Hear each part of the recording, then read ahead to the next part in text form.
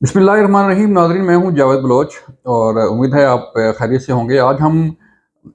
Chief justice Umar Ata Bandial साहब के आखिरी रोज़ का जो खिताब था, उसके मुतालिक बात करने जा रहे हैं। चीफ जस्टिस उमर अता बंदयाल साहब आबदीदा आज क्यों हो गए, उस पर बात करेंगे। उन्होंने आज अपना आखिरी दिन, छुट्टी का दिन था, आज हफ्ते को छुट्टी होती है, लेकिन वो अपने ऑफिस आए, अपने स्टाफ से मिले और उनसे बातचीत की। इस मौका पर वो अबदीदा हो गए और कहा कि मेरी मिसाल ऐसे ही है जैसे एक डूबते सूरज की मिसाल हो। इस पे हम बात करने जा रहे हैं और फिर हम बात करेंगे कल 17 सितंबर 2023 को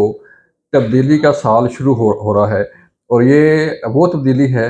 जिसका काफ़ी अरसे से इंतज़ार किया जा रहा था। इस पे हम बात करने जा रहे हैं मुल्क की सबसे बड़ी तब्दीली, आप इसे कह सकते हैं, जिसका इंतज़ार ना सिर्फ सियासी जमातों को था, जिसका इंतज़ार ना सिर्फ आवाम को था, बल्कि हर सेगमेंट ऑफ सोसाइटी जो है इसका इंतज़ार कर रहा था कि ये तब्दीली कब आएगी। इसके साथ साथ हम आपको ये भी बताने जा रहे हैं कि 18 सितंबर को क्या होने जा रहा है। 18 सितंबर को एक इंतहाई अहम केस की समाअत होने जा रही है। उसका भी अहवाल आपको बताएंगे कि वो समाअत क्या है और क्या हो सकता है उसमें। और इसके साथ साथ हम आपको आगाह करेंगे कि जो नैब तरमीम का कानून जो है वो कलअदम करार दिया गया था सुप्रीम कोर्ट की तरफ से, उसके बाद नैब हेडक्वार्टर में क्या चल रहा है, नैब की तरफ से जो फाइलें बंद हो गई थी उस पर क्या एक्शन लिया जा रहा है, इस पर हम बात करने जा रहे हैं। सबसे पहले हम चलते हैं आज चीफ जस्टिस उमर अता बंदयाल साहब का दौर जो है वो ख़त्म हो गया। 16 सितंबर 2023 उनकी आखिरी तारीख थी, आखिरी दिन था सुप्रीम कोर्ट के चीफ जस्टिस के तौर पे। और आज उन्होंने अपने स्टाफ से मुलाकात की। स्टाफ से मुलाकात के दौरान उमर अता बंदयाल आबदीदा हो गए और ये कहा कि उनकी मिसाल ऐसे ही है जैसे एक डूबता सूरज हो।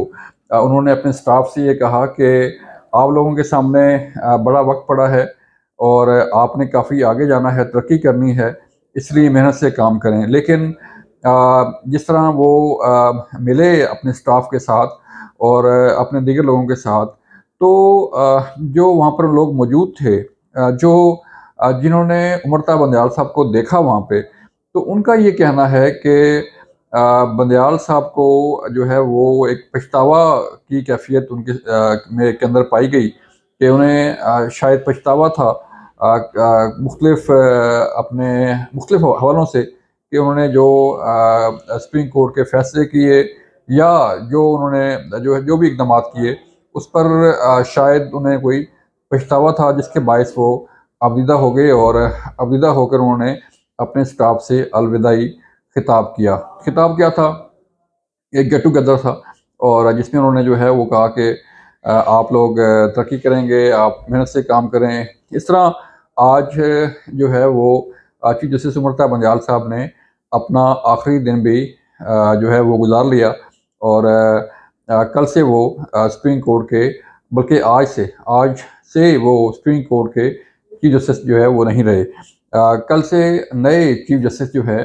वो अपने ओहदे का चार्ज संभालेंगे। नए चीफ जस्टिस की जो तब्दीली है, इसे मुल्क की एक बड़ी तब्दीली कहा जा रहा है और काज़ी फ़ाइज़ ईसा साहब जो हैं इस मुल्क के नए चीफ जस्टिस जो है वो बनने जा रहे हैं। कल 17 सितंबर को ईवान सदर में एक तकरीब रखी गई है जिसमें काज़ी फ़ाइज़ ईसा साहब जो है वो अपने ओहदे का हलफ़ लेंगे और सदर मुमलिकत डॉक्टर आरिफ अलवी जो है उनको उनसे हलफ लेंगे। इसके बाद काज़ी फ़ाइज़ साहब अपने ओहदे का चार्ज संभाल लेंगे और ये तब्दीली ना सिर्फ सियासी जमातों की तरफ से बल्कि तकरीबन तमाम जो सेगमेंट हैं सोसाइटी के,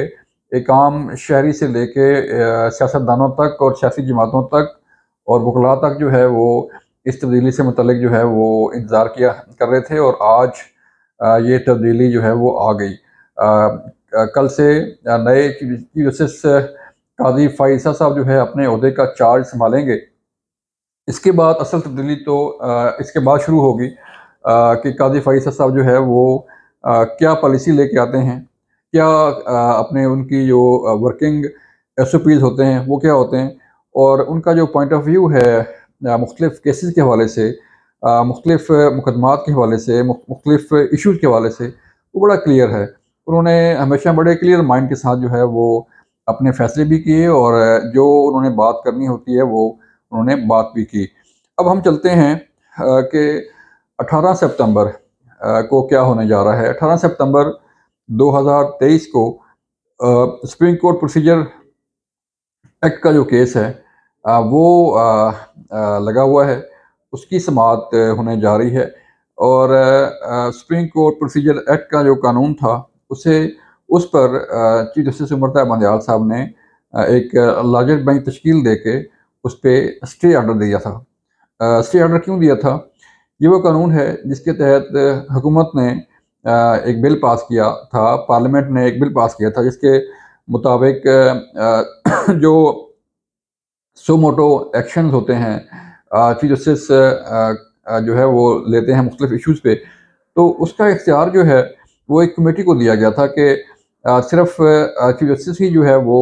सो मोटो ना लें, सो मोटो उस इशू पे लिया जाए, उस केस पे लिया जाए जो एक वाकई को केस बनता हो, और उसका फैसला जो है वो एक सीनियर जजों पर मुश्तमिल एक कमेटी करे। इस पर उमर बंदयाल साहब की तरफ से एक लार्जर बेंच तश्कील दिया गया, और उस पर स्टे ऑर्डर आ गया। अब ऐसे कई केसेस मौजूद हैं जिसमें न सिर्फ काजी फ़ाइज़ा साहब जो इस मुल्क के नए चीफ जस्टिस साहब हैं, उन्होंने बेंच में बैठने से इनकार किया, और ये समाज जो है वो उसका हिस्सा बनने से इनकार किया, बल्कि मंसूर अली शाह साहब और बाकी जो कई ऐसे जज साहबान जिनका एक पॉइंट ऑफ व्यू है इस पर, इस केस पर, इस जो स्टे ऑर्डर हुआ उस पर, और जो कानून बना था इस पर। अब अगर 18 सितंबर 2023 को इस सुप्रीम कोर्ट प्रोसीजर एक्ट का जो कानून है उस पर समाअत शुरू होती है, तो जो नैब कवानीन को कलअदम करार दिया गया है, जो नैब तरमीम के कानून को कलअदम करार दिया गया है, तो उसका क्या होगा? क्या सवाल ये पैदा होता है कि अगर ये हुक्म इम्तनाई खारिज होता है, तो क्या ये जो फैसला हुआ है नैब तरमीम के कानून को कलअदम करार देने का, क्या ये फैसला ख़त्म हो जाएगा? और इस तरह के कई ऐसे फैसले हैं जो सो मोटो एक्शन के तहत जो है वो केस लगे, और जो है वो उस पे फैसले आए, और उन फैसलों पर कई वज़ीर-ए-आज़म जो है उन्हें घर जाना पड़ा, कई वज़रा को जो है वो घर जाना पड़ा, और कई सियासतदानों को जो है वो नाअहल होना पड़ा। तो इस पर जो है वो कई सियासतदान अपनी एक राय रखते हैं, कई वकला जो है अपनी राय रखते हैं कि अगर ये स्टे ऑर्डर जो है वो ख़त्म होता है तो फिर क्या होगा? एनीहो,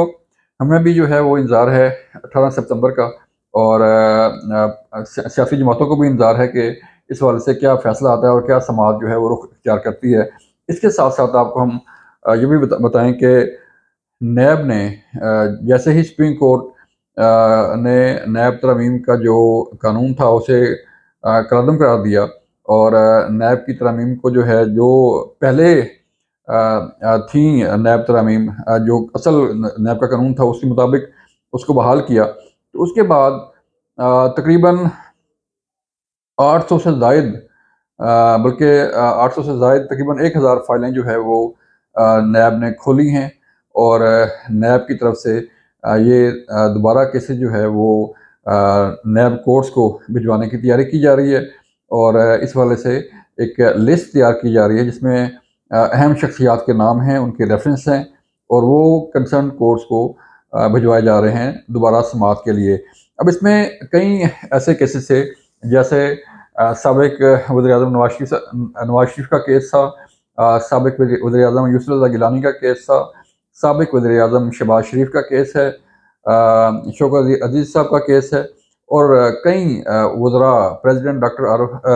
प्रेसिडेंट आसिफ अली ज़रदारी जो साबिक सदर हैं इस मुल्क के, उनका केस भी खुलने जा रहा है। तो मामला ये है कि इन केसेस को आइंदा 2-4 रोज़ में जो है ये वापस किया जाएगा नैब कोर्ट्स को, और नैब कोर्ट्स इस पे दोबारा समाअत शुरू करेंगी। ऐसे वक़्त में जब मियाँ नवाज़ शरीफ जो है वो वापस आ रहे हैं 21 अक्टूबर को, और ऐसे वक़्त में जब पीपल पार्टी जो है वो जलसा जुलूस कर रही है, इलेक्शन की तैयारी कर रही है, तो इन केसेस के खुलने से एक नया पेंडोरा बॉक्स जो है वो भी खुल जाएगा, और मुल्क में एक एक नई हिजानी कैफ़ियत और बहरान की कैफ़ियत जो है वो पैदा होने जा रही है। अलबत्ता अगर इस स्टे ऑर्डर को ख़त्म किया जाता है जो supreme court practice and procedure act का कानून बना था, उस पे अगर जो स्टे ऑर्डर है वो ख़त्म होता है तो फिर मामला कुछ और होगा और सिनेरियो कुछ और बन जाएगा। ये थी आज की स्टोरीज़, आज का अहवाल, आज का तजिया। अपना ख्याल रखिएगा। अल्लाह हाफ़िज़।